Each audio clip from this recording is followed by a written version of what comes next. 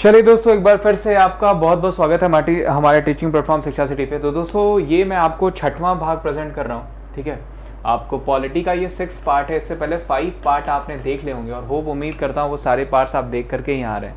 अगर आपने वो सारे पार्ट्स नहीं देखे तो वो सारे पार्ट्स देख लीजिए, क्योंकि एक बार वो सारे पार्ट्स देख लेंगे तो ये ऑटोमेटिक आप क्लियर करने लगेंगे। क्योंकि मैं जब भी क्वेश्चन होता है तो मैं उसके एक्स्ट्रा डिटेल्स भी आपको प्रेजेंट करता हूँ।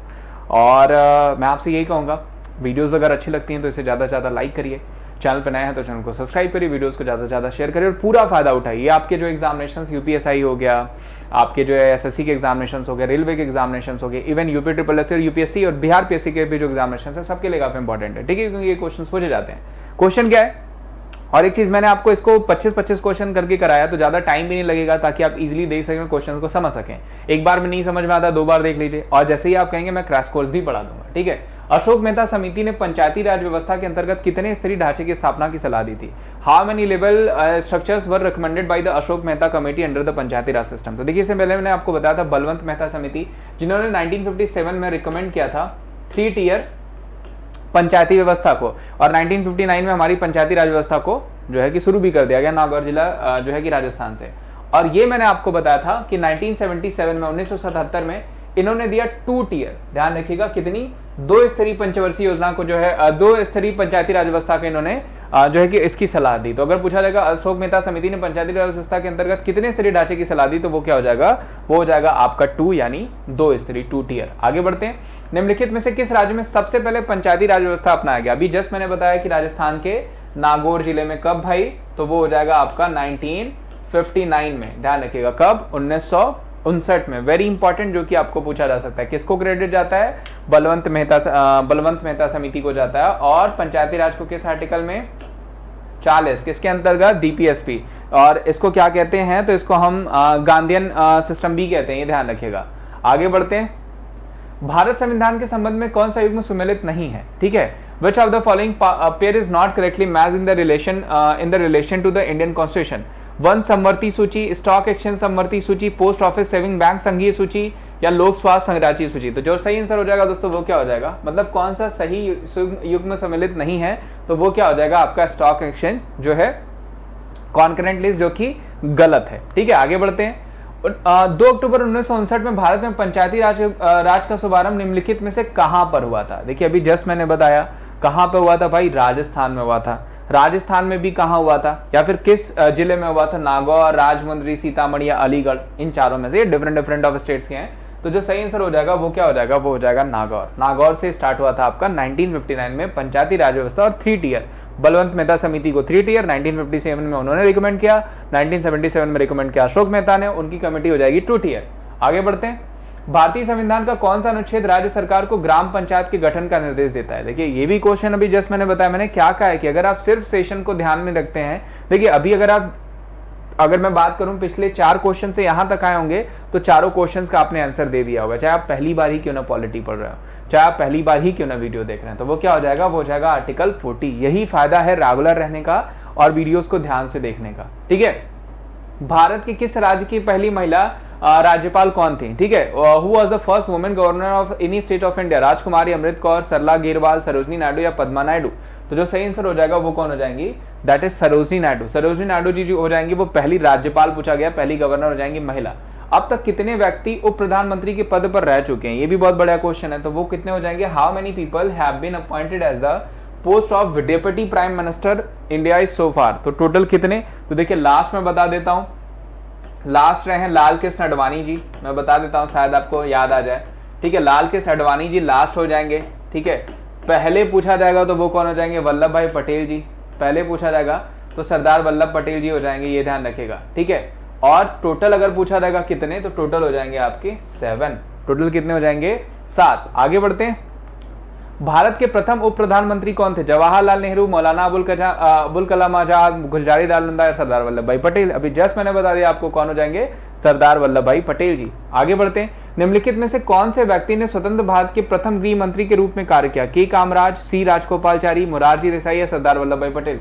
गृह मंत्री पूछा गया तो कौन हो जाएंगे भाई? ये भी सरदार वल्लभ भाई पटेल हो जाएंगे। ध्यान रखिएगा, संविधान सभा के लिए इनकी भी 2 कमेटियां थी। प्रोविजनल कमेटी जो मैंने आपको बताया था, प्रांतीय कमेटी, और एक हो जाएगी आपकी जो है कि एडवाइजरी कमेटी, एक सलाहकार समिति, ये ध्यान रखिएगा, जो कि पूछा जा सकता है। राजनीतिक शब्दावली में शून्यकाल का अर्थ क्या है? ठीक है, वह दिन जिस दिन संसद में कोई कार्य नहीं होता, निलंबन प्रस्ताव का, या फिर आपका स्थगन काल, या फिर प्रश्नकाल के ठीक बाद का काल। तो देखिए 0 आवर होता क्या है, एक होता है आपका क्वेश्चन आवर, वो सुबह शुरू होता है, और एक होता है आपका आंसर आवर। और 0 आवर और जो होता है वो क्वेश्चन आवर और आंसर आवर के बीच का समय होता है, यानी प्रश्नकाल के ठीक बाद का समय। ठीक है, यानी एक तरीके से मध्याह्न कह सकते हैं, यानी बीच का समय होता है। आगे बढ़ते हैं। कोई व्यक्ति संसद के किसी भी सदस्य का सदस्य हुए बिना कितने अवधि तक मंत्री रह सकता है? मैंने आपको बताया, इतने दिनों में आपने सीख लिया होगा कि मैंने एक नंबर बताया आपको कि जो संविधान में बहुत ही ज्यादा जरूरी है। ठीक है, वो मंथ मैंने बताया जो कि बहुत ही ज्यादा जरूरी है। तो वो कौन सा हो जाएगा? 3 महीना, 6 महीना, 1 वर्ष, या जब तक प्रधानमंत्री चाहे। तो वो क्या हो जाएगा? वो हो जाएगा 6 मंथ। ध्यान रखिएगा। How long is a minister mistake at the centre without a person being a member of any house of parliament, that is 6 month. ध्यान रखिएगा, 6 महीने। वह प्रधानमंत्री कौन थे जिन्होंने संसद के सत्र में उपस्थित हुए बिना ही त्यागपत्र दे दिया? यानी संसद के सत्र में उपस्थित मतलब प्रेजेंट ही नहीं हुए दोनों किसी भी सदन में। तो वो कौन हो जाएंगे? चौधरी चरण सिंह जी। ध्यान रखिएगा, चौधरी चरण सिंह जी ने संसद में कभी भाग ही नहीं लिया। ठीक है, बैठकों में कभी भाग ही नहीं लिया, जो कि आपको पूछा जाता है। प्रधानमंत्री पद के लिए उम्मीदवार को कम से कम कितनी आयु पूरी कर लेनी चाहिए? देखिए यहाँ पे मैंने आपको सब बता रखा है। देखिए 25 साल मैंने बताया था आपको। सबसे पहले तो इस क्वेश्चन का आंसर भी हो जाएगा 25 साल। पीएम बनने के लिए, सीएम बनने के लिए, एमएलए बनने के लिए, और जो है एमपी बनने के लिए, ये सब बनने के लिए आपकी मिनिमम एज कितनी होनी चाहिए? 25 साल होनी चाहिए। 35 साल प्रेसिडेंट, अच्छा मैं इधर लिख देता हूं, यहां पे मैं लिख देता हूं 35 साल अगर पूछा जाएगा प्रेसिडेंट बनने के लिए, वाइस प्रेसिडेंट बनने के लिए और गवर्नर बनने के लिए, मिनिमम एज कितनी होनी चाहिए? 35 साल होनी चाहिए। 30 साल अगर पूछा जाएगा तो राज्यसभा मेंबर या फिर विधान परिषद मेंबर, ये दोनों बनने के लिए 30 साल होनी चाहिए। और एक और आपको पूछा जाता है 21 साल। तो ध्यान रखिएगा, ग्राम पंचायत मेंबर बनने के लिए आपकी मिनिमम एज कितनी होनी चाहिए? 21 साल होनी चाहिए। वोटिंग देने के लिए मिनिमम एज कितनी होनी चाहिए? 18 साल होनी चाहिए। तो ये सारे क्वेश्चंस आपको पूछे जाते हैं। इस क्वेश्चन के आंसर 25 साल। आगे बढ़ते हैं। भारतीय संविधान के अनुसार धन विधेयक सर्वप्रथम निम्नलिखित में से राज्यसभा में प्रस्तुत किया, भारतीय संविधान के अनुसार धन संबंधी विधेयक सर्वप्रथम राज्यसभा में प्रस्तुत किया जाता है, मंत्री प्रस्तुत करता है, किसी भी सदन में प्रस्तुत किया जा सकता है, या लोकसभा में प्रस्तुत किया जाता है। तो देखिए पूछा गया है आपका मनी बिल पूछा गया। मैंने बता रखा है कि मनी बिल जो प्रेजेंट होता है वो कहां पे होता है? वो लोकसभा में प्रस्तुत किया जाता है। निम्नलिखित में से किस राज्य संघ के क्षेत्र में से किसकी लोकसभा में केवल एक ही सीट है? चंडीगढ़, सिक्किम, मिजोरम, गोवा, मेघालय, नागालैंड, मणिपुर, दादर नगर हवेली और पांडिचेरी, अरुणाचल प्रदेश या लक्षद्वीप। तो बिल्कुल सही ऑप्शन हो जाएगा आपका ऑप्शन ए। ठीक है, चंडीगढ़, सिक्किम और मिजोरम में जो है आपका लोकसभा की केवल एक ही सीट है। एक दल लोकसभा में विपक्षी दल होने का दावा करता है, इसके पास न्यूनतम कितने सांसद लोकसभा में होनी चाहिए? ठीक है, पूछा गया है क्वेश्चन आपको कि न party claims to be opposition party in the Lok Sabha, how many MP should it be in Lok Sabha? तो कितने होने चाहिए? वो होने चाहिए 55। ठीक है, आगे बढ़ते हैं। लोकसभा में के चुनाव में पात्र होने के लिए न्यूनतम आयु क्या होनी चाहिए? देखिए लोकसभा का मतलब क्या हो गया कि लोकसभा में चुनाव के बाद वो क्या बनेंगे? एमपी बनेंगे। तो एमपी बनने के लिए मिनिमम एज मैंने क्या बता रखा है? वो हो जाएगा 25 साल। राज्यसभा मेंबर बनने के लिए 30 साल, ग्राम पंचायत मेंबर बनने के लिए 21 साल, वोटिंग एज हो जाएगी आपकी 18 साल। ठीक है, राष्ट्रपति और राज्यपाल और उपराष्ट्रपति बनने के लिए 35 साल। आगे बढ़ते हैं। राज्यसभा धन विधेयक पर अपनी सहमति कितने दिनों तक रोक सकती है? देखिए ये क्वेश्चन भी आई थिंक मैंने कल बताया था, इससे पहले वाले सेशन बताया था। For how many days can Rajya Sabha stop it's consent on the money bill? तो मैंने क्या बताया था? कितने दिनों तक? वो हो जाएगा 14 दिनों तक। 14 दिनों तक वो रोक सकती है। ये ध्यान रखिएगा, बढ़िया क्वेश्चन है। भारत के वो कौन से एकमात्र दूसरे राष्ट्रपति जिन्होंने एस राधाकृष्णन के बराबर अपनी सेवा दी? K R Narayan, doctor Shankar Dayal Sharma, M H Ansari या फिर वी शेखावत? तो जो कौन हो जाएंगे भाई? तो वो हो जाएंगे हामिद अंसारी। हामिद अंसारी जो हो जाएंगे, मोहम्मद हामिद अंसारी, वो जो है एकमात्र दूसरे राष्ट्रपति जिन्होंने एस राधाकृष्णन के बराबर अपनी सेवा दी। ठीक है, निम्नलिखित में से कौन भारत के राष्ट्रपति चुनाव में भाग नहीं लेता? राज्यसभा, लोकसभा, विधानसभा या विधान परिषद? तो जो सही आंसर हो जाएगा वो क्या हो जाएगा? आपका विधान परिषद। विधान परिषद भाग नहीं लेता और इन चुनाव में आपका नोटा का भी ऑप्शन नहीं होता। ध्यान रखिएगा, इन चुनावों से आपका राज्यसभा जो है कि विधान परिषद, इन चुनावों से नोटा का ऑप्शन हटा दिया गया, यानी आपको चुनना ही चुनना है। जबकि आपका जो पब्लिक चुनती है सिर्फ वही आपका रह गया जिसको आप चुन सकते हैं। ठीक है, चले अगला क्वेश्चन है कि निम्नलिखित में से किस मुख्य न्यायाधीश ने कुछ समय तक भारत के राष्ट्रपति के रूप में काम किया? ये भी बड़ा क्वेश्चन है। ये अच्छा क्वेश्चन है आपका। न्यायमूर्ति राजेंद्र गडकर ने या फिर एच केनिया ने या फिर पी एन भगवती ने या फिर जो है एम हिदायतुल्लाह ने? Which of the following chief justice is India served as the president of India for the some time? तो वो कौन हो जाएंगे? वो हो जाएंगे हिदायतुल्लाह जी। ध्यान रखिएगा। और भारत के पहले चीफ जस्टिस पूछे जाएंगे तो वो हो जाएंगे एच जे केनिया। करंट में कौन है भाई, एसवी रमन्ना, सीजीआई अगर पूछा जाएगा।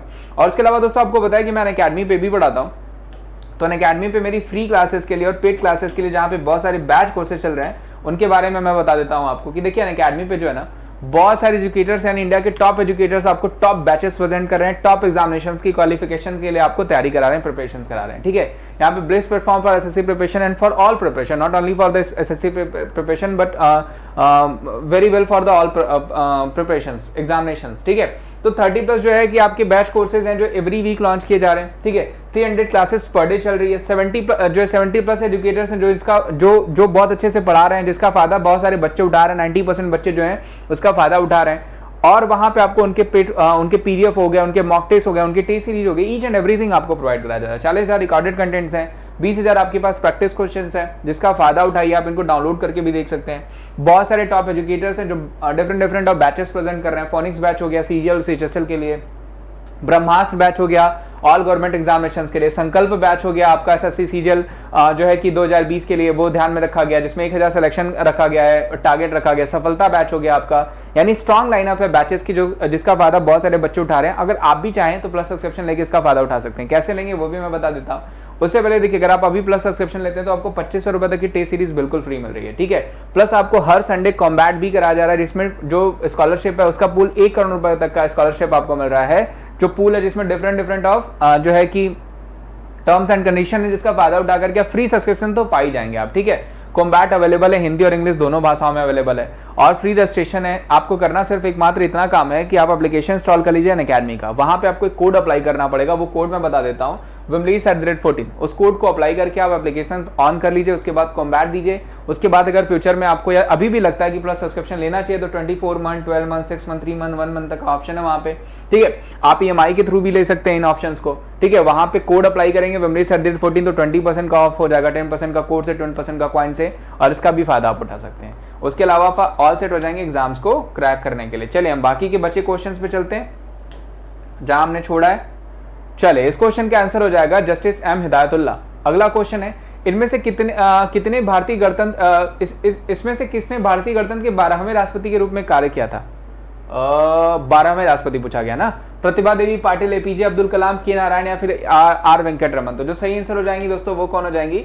वो हो जाएंगी प्रतिभा पाटिल जी। ध्यान रखिएगा जो सही आंसर हो जाएगा वो कौन हो जाएंगी? राष्ट्रपति पूछा गया प्रतिभा देवी सिंह पाटिल जी। अभी हमारे राष्ट्रपति जी कौन हो जाएंगे? तो वो हो जाएंगे रामनाथ कोविंद जी। कौन से नंबर के? 14वें नंबर के। इनसे पहले कौन थे? चिदम्बरम साहब थे। कौन से नंबर के? 13वें नंबर के। आगे बढ़ते हैं। डॉक्टर राजेंद्र प्रसाद में कितने वर्ष तक राष्ट्रपति रहे? For how long doctor Rajendra Prasad ji was president? तो कितने साल तक? सबसे लंबा कार्यकाल है इनका, कितना हो जाएगा? 12 साल तक, जो कि आपको पूछा जा सकता है। अच्छा क्वेश्चन है। आगे बढ़ते हैं। राष्ट्रपति लोकसभा का विघटन कर सकते हैं, ये भी बहुत अच्छा क्वेश्चन है। किस आर्टिकल में भाई? 85 में। अब आगे क्वेश्चन देख लेते हैं क्या है कि राष्ट्रपति लोकसभा का विघटन कर सकते हैं प्रधानमंत्री की सलाह पर, भारत के मुख्य न्यायाधीश की सलाह पर, लोकसभा के अनुमोदन पर या राज्यसभा के अनुमोदन पर। तो जो सही आंसर हो जाएगा वो मुख्य न्यायाधीश की सलाह पर जो है भारत जो है कि लोकसभा का विघटन किया जा सकता है। और किस आर्टिकल में वो किया जा सकता है? आपका 85वें आर्टिकल में, ठीक है। आगे बढ़ते हैं। जब राष्ट्रपति और उपराष्ट्रपति का पद खाली हो तो भारत के राष्ट्रपति के पद पर कौन होता है? देखिए अब राष्ट्रपति भी नहीं है, उपराष्ट्रपति भी नहीं है, तो कौन है वह? प्रधानमंत्री होंगे नहीं, ठीक है, क्योंकि वो पहले ही से हैं। भारत का मुख्य न्यायाधीश, लोकसभा अध्यक्ष, इनमें से कोई नहीं। तो जो सही आंसर हो जाएगा वो हो जाएंगे CJI, chief justice of India, ठीक है, तब होंगे। करंट में कौन है? SV रामन्ना। तो दोस्तों ये आज का आई थिंक लास्ट क्वेश्चन था। हाँ, टोटल देखिए 50 क्वेश्चन इसमें भी हो गए, यानी टोटल अभी तक हमने तकरीबन हमने जो है कि कुछ नहीं तो 150 क्वेश्चन हमने कर लिए। 6वां भाग था आई थिंक, ठीक है। 150 क्वेश्चन तो हमने कर लिए हैं। आगे भी हम क्वेश्चंस करते रहेंगे ऐसे ही। बहुत सारे क्वेश्चन जो है कि मैं आपको प्रेजेंट करूंगा, और लगभग मैंने कहा कि 300+ क्वेश्चन मैं प्रेजेंट करूंगा, और ये सिर्फ क्वेश्चन होंगे, एक्स्ट्रा डिटेल्स के साथ ये और भी ज्यादा हो जाएंगे। तो अगर वीडियो आपको अच्छी लग रही है तो इसे ज्यादा से ज्यादा लाइक करिए, चैनल पे नए हैं तो चैनल को जरूर सब्सक्राइब करिए और वीडियोस को ज्यादा से ज्यादा जरूर शेयर करिए। चलिए आज के लिए बस इतना ही। Thank you so much, bye bye, take care, ध्यान रखिए अपना, और चैनल को सब्सक्राइब कर लीजिए और ऐसे ही अच्छे वीडियोस का फायदा उठाते रहे। Thank you so much, bye bye.